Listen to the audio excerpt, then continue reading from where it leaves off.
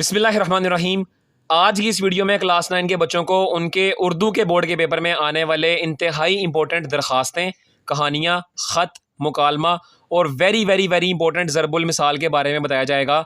और मैं आपको गारंटी देता हूँ कि जो बच्चा मेरी बताई गई ये तमाम चीज़ें अच्छी तरीके से याद कर लेगा, उसके उर्दू के बोर्ड के पेपर में पूरे 75 में से 75 मार्क्स आएंगे। अब सबसे पहले अपनी वीडियो के आगाज़ में मैं आप सब बच्चों को इंपॉर्टेंट तरीन ज़रबुल मिसाल के बारे में बताऊंगा और ये सब ज़रबुल मिसाल मैं एज अ टेस्ट के तौर पर आप सब बच्चों को पूछूंगा और आपने उनके जवाब बताकर आपने कमेंट्स में बताना है कि आपने उसमें कितने मार्क्स हासिल किए हैं। अब बेसिकली देखा जाए तो आपकी उर्दू क़वायद इंशा के अंदर जो ज़रबुल मिसाल की टोटल तादाद है वो 77 है, लेकिन मैं आप सब बच्चों के लिए टोटल 25 ऐसी इंपॉर्टेंट तरीन ज़रबुल मिसाल निकाल के लाया हूँ जो आपके उर्दू के बोर्ड के पेपर में लाजमी आएगी। इस बात की गारंटी है, यानी कि सुबह वाले बच्चों को भी आएगी और शाम वाले बच्चों को भी आएंगी। तो बहरहाल अपनी ज़रबुल मिसाल का टेस्ट शुरू करते हैं। तो आप सब बच्चों को स्क्रीन पर नजर आ रहा है कि आपके पास ज़रबुल मिसाल सामने लिखी हुई है और हर ज़रबुल मिसाल के कुछ हिस्से को मैंने यहाँ पर छुपा लिया है।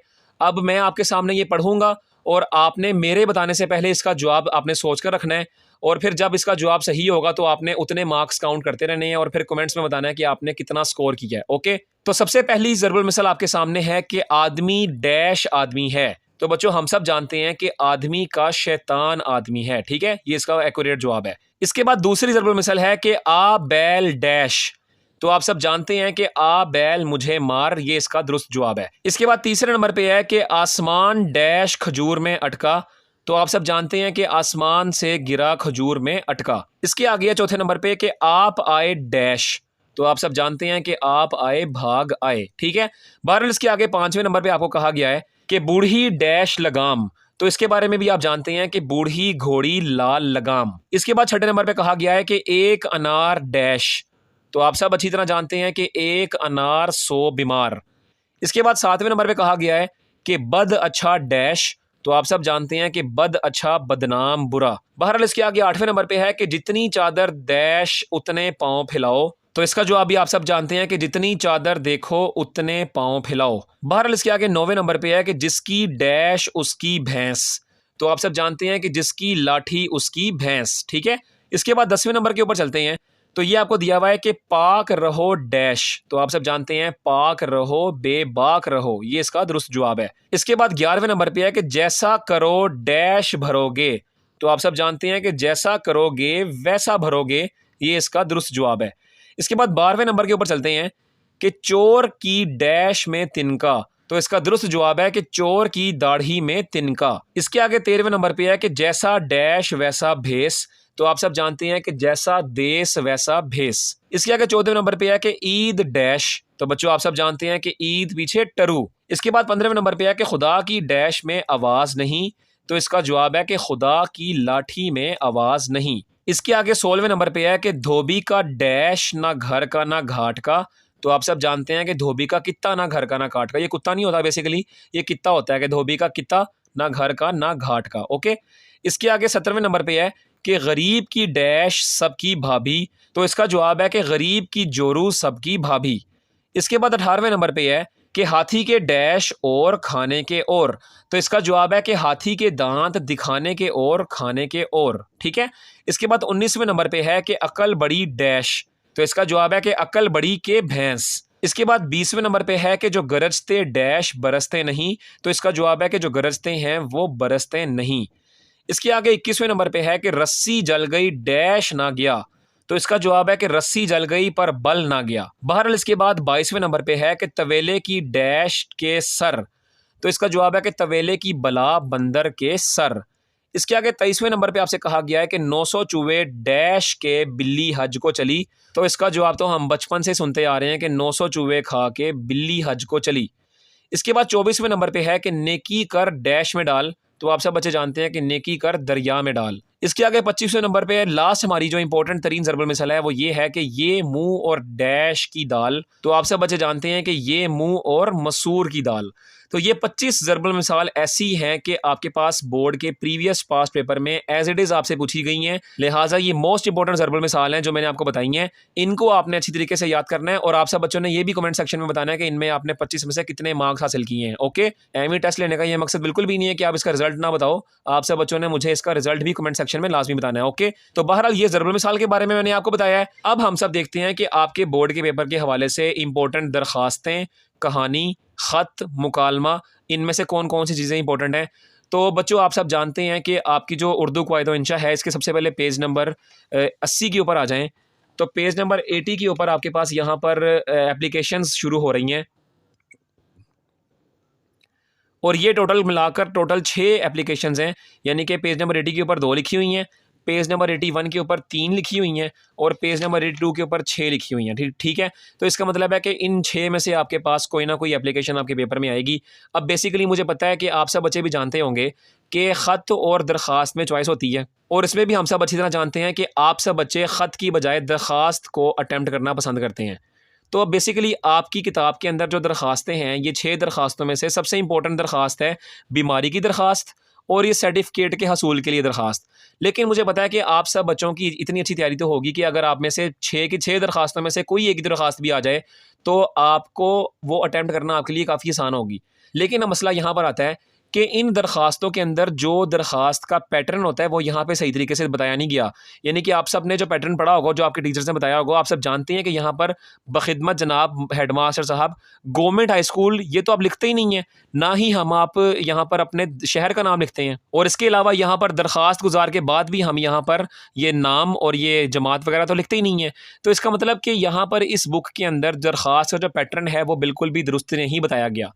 तो दरखास्त या लेटर का पैटर्न आपने जानने के लिए आप सब हमारे इस आई बटन पर क्लिक करें, या फिर आप board letter pattern by Azeem education HD, ये चीज़ आप यूट्यूब की सर्च बार में हमारे चैनल अजीम एजुकेशन HD के नाम के साथ जब सर्च करेंगे तो आपके सामने हमारी ये वाली वीडियो आ जाएगी। इस वीडियो को आपने अच्छी तरीके से समझ कर देखना है, और इसमें से दरखास्त का और ख़त का पैटर्न आपने अच्छी तरीके से समझना है, ताकि दरखास्त या ख़त जो बच्चा अटैम्प्ट करे उसके पेपर में इनमें नंबर्स ना कटें, क्योंकि आपको पता है ये मुफ्त के नंबर होते हैं। छोटी छोटी दरखास्तें यहाँ पे लिखी हुई हैं, तो लिहाजा मैं नहीं चाहता कि मेरा कोई स्टूडेंट इस पैटर्न की वजह से अपने नंबर कटवाए। तो आप सब बच्चे वो वीडियो लाजमी देखें, उसके अंदर मुकम्मल बोर्ड का पैटर्न बताया गया है, जो कि बोर्ड के टीचर्स की तरफ से ही आप बच्चों के लिए बताया गया। ठीक है, तो उसको आप ध्यान से देखें। बहरहाल ये थी आपके पास दरखास्तें। इसके बाद ख़त की अगर बात करें, यानी कि अगर कोई बच्चा जो कि बहुत पढ़ने वाला बच्चा है, अगर वो ख़त की बात करता है, तो ख़त के लिए आपकी किताब के पेज नंबर 73 के ऊपर आपके पास ख़त शुरू हो रहे हैं, और टोटल ख़त जो हैं ये आपके पास इस उर्दू क़वाइद व इंशा में टोटल 8 ख़त हैं। ठीक है, और उन 8 ख़तूत के अंदर जो दूसरा वाला लेटर है कि वालदा के नाम ख़त मौसम गर्मा की तातीलात का जिक्र बताने के लिए, ये मोस्ट इंपॉर्टेंट है, ये आपके पास बहुत बार आया हुआ है। और इसके आगे हम बात करें तो आपा के नाम ख़त दिसंबर की छुट्टियां एक साथ गुजारने के लिए, ये भी काफ़ी ज़्यादा इंपॉर्टेंट है। और इसके आगे छोटे भाई के नाम ख़त अच्छी सोहबत अख्तियार करने की नसीहत करने के लिए, ये आपके पास वो ख़त हैं जो कि आपके पास पेपर में बाकी तमाम ख़तूत की निस्बत बहुत बार आए हुए हैं, लिहाजा ये वेरी इंपॉर्टेंट है। बहरहाल इसके बाद अगर हम कहानी या मुकालमे की बात करें तो इस चीज़ में भी मुझे पता है कि बहुत से बच्चे, बल्कि बहुत से क्या ज़्यादातर बच्चे मुकालमे को ही अटैम्प्ट करते हैं, क्योंकि वो लिखने में ज़्यादा आसानी से लिखा जाता है और कहानी में अमूमन गलतियाँ ज़्यादा होती हैं। तो बहरहाल अगर हम मुकालमे की बात करें तो इसके लिए आप सब अपनी किताब के पेज नंबर 86 के ऊपर आएँ। यहाँ से आपके बेसिकली मुकालमे शुरू हो रहे हैं, और ये भी टोटल 6 मुकालमे हैं। ठीक है, तो इन 6 मुकालमों में से बोर्ड के प्रीवियस पास पेपर्स में जो बहुत बार मुकालमे पूछे गए हैं, उनमें से ये मरीज़ और डॉक्टर के दरमियान मुकालमा, उसके बाद दुकानदार और ख़रीदार के दरमियान मुकालमा, और यहाँ पर आगे तारीख़ पाकिस्तान पर मुकालमा, ये बहुत बार आपके पेपर में पास पेपर से पूछा गया है। लिहाजा इनको तो आपने बिल्कुल भी स्किप नहीं करना। और सब बच्चे यहाँ पर गौर से सुन लें कि जिन बच्चों ने मुकालमा अटैम्प्ट करना है वो यहाँ पर मुकालमे के पैटर्न के हवाले से सुन लें कि मुकालमा आपने डायरेक्ट अस्सलाम वालेकुम, वालेकुम अस्सलाम और आखिर पे अल्लाह हाफ़िज़, टाटा बाय बाय ऐसे ख़त्म या शुरू नहीं करना। आपने मुकालमे को मुकम्मल डिटेल से और मुकम्मल पैटर्न से फॉलो करते हुए मुकालमे को शुरू करना है। यानी कि आप बच्चे जब मुकालमा शुरू करेंगे तो आपने मुकालमे से पहले एक मंजर कशी बयान करनी है और मुकालमे के बाद एक इख्तितामिया बयान करना है। ठीक है, यानी कि आप सब बच्चों ने उर्दू की जो बुक पढ़ी हुई है, उर्दू की जो ओरिजिनल बुक है, उर्दू टेक्स्ट बुक, उसके अंदर जो आराम सुकून का चैप्टर है बेसिकली वो भी एक मुकालमा है। मैं आप सब बच्चों को यहाँ पर दिखाता हूँ कि ये जो आराम सुकून का चैप्टर है ये भी आपके पास एक मुकालमा है, जिसके अंदर यहाँ पर देखें डॉक्टर मरीज़, डॉक्टर और बीवी इनके दरमियान में गुफ्तगू दिखाई गई है। इसके आगे फिर यहाँ पर बीवी लल्लू, डॉक्टर, बीवी, मियाँ बीवी, इनके दरमियान में गुफ्तगू दिखाई गई है। तो बेसिकली ये एक मुकालमा है। लेकिन आप सब गौर से देखें कि इस मुकालमे को शुरू करने से पहले इस चैप्टर के मुसन्निफ़ यानी कि इम्तियाज़ अली ताज ने मुकालमा शुरू करने से पहले एक मंजर कशी बयान की है। आप सब देख सकते हैं ये मंजर कशी लिखी हुई है। ये आपने भी इतनी नन्ही मुन्नी सी मंजर कशी लिख कर फिर आगे मुकालमा शुरू करना है, लेकिन मंजर कशी मस्ट है। ठीक है, इसके अलावा आपकी किताब के इसी किताब के अंदर जो मिर्ज़ा ज़ाहिरदार बेग वाला है, इन्होंने भी देखें यहाँ पर मुकालमा शुरू किया हुआ है, पहले कलीम है, फिर लोंडी है, फिर कलीम है और आगे ये गुफ्तगू चलती जा रही है। लेकिन इनकी मंजरकशी जो है ये काफ़ी ज़्यादा बड़ी है। इतनी मंजरकशी आपने बड़ी बयान नहीं करनी, आपने बिल्कुल छोटी सी मंजरकशी बयान करके फिर आपने अपने मुकालमे को शुरू करना है। तो अब आप यहाँ पर देखें कि आपके पास ये जो बुक है, इसका जो पहला वाला मुकालमा है मरीज़ और डॉक्टर के दरमियान, यहाँ पर किसी किस्म की मंजरकशी बयान नहीं हुई। आपने यहाँ पर देखें, मैंने अपने स्टूडेंट को लिखवाई हुई है कि मंजरकशी है, मरीज़ अस्पताल में दाखिल होता है और डॉक्टर से गुफ्तगू शुरू करता है। ये देखें कितना अच्छा मंजरकशी यहाँ पर आ गई। लेकिन यहाँ पर इस मुकालमे का इख्तितामिया यहाँ पर मौजूद है कि मरीज़ शुक्रिया अदा करता हुआ चला जाता है। ये छोटा सा इख्तितामिया हो गया। तो इस तरीके से आपने हर मुकालमे के इख्तितामिये को और मंजरकशी को खुद से जनरेट करना है। जिस बच्चे के मुकालमे में मंजरकशी और इख्तितामिया मौजूद ना हुआ, उसके पेपर में उसको मुकालमे में पूरे मार्क्स नहीं मिलेंगे। ये बात ज़हन में बिठाइएगा आप, ठीक है। तो बहरहाल ये मुकालमा और मंजरकशी मस्ट है। लेकिन मुकालमे के अलावा जिन बच्चों ने कहानी को अटैम्प्ट करना है, तो वो अपनी किताब के पेज नंबर 93 के ऊपर आ जाएँ। और यहाँ पर पेज नंबर 93 के ऊपर अब यहाँ पर आपकी जो कहानियाँ हैं वो यहाँ से शुरू हो रही हैं, पेज नंबर 93 से। और आपकी इस किताब में टोटल 11 कहानियाँ मौजूद हैं। और उन 11 कहानियों में से जो मोस्ट इंपॉर्टेंट कहानियाँ हैं वो है सच में बरकत, ठीक है। इसके बाद आगे चलें इत्तेफाक में बरकत। इसके बाद उसके आगे चलें हिरनी की दुआ, लालच बुरी बला, और उसके बाद नादान की दोस्ती। ये वो कहानियाँ हैं जो कि आपके प्रीवियस पास्ट पेपर्स में बहुत बार आई हुई हैं। तो जिन बच्चे ने कहानियों को अटैम्प्ट करना है वो कहानियों को अटैम्प्ट करें।